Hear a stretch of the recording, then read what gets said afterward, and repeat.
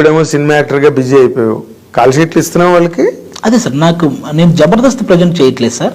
నేను Sridevi drama company D ఇవి రెండు చేస్తున్నాను. జబర్దస్త్కి నేను కొంచెం నేనే ఈ సినిమాలు చేస్తున్నాను కదా అని చెప్పి కొంచెం బ్రేక్ ఇచ్చాను సార్. అదే మరి ఎందుకంటే మళ్ళీ నేను ఆ కామెడీ అంతా అక్కడ ఇదంటే శ్రీదేవి డి ఏంటంటే స్పాంటేనియస్ గా వెళ్ళే ఫ్లో సార్. అది ఈ జబర్దస్త్ అంటే నేను మైండ్ వర్క్ చేయాలి, నేనే స్క్రిప్ట్ రాయాలి, నేనే అందరినీ ప్రాక్టీస్ చేయించాలి.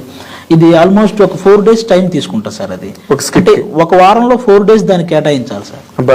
ఎందుకంటే నేను ప్రాక్టీస్ చేయించాలి, మళ్ళీ నేనే కూర్చొని రాసుకోవాలి.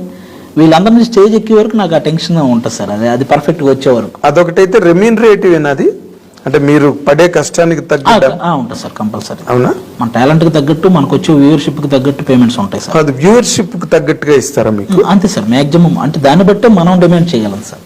ఎగ్జాక్ట్లీ. ఎక్కువ మంది చూస్తే దాని డిమాండ్ వేరేగా, లేకపోతే అడగాలంటే మనకే సిగ్గుగా ఉంటుంది సార్. ఈ మనకు వచ్చే ఇదికి మనం వెళ్ళి వాళ్ళని పెంచమని అడగగలమా సార్ అని ఇది ఉంటుంది సార్.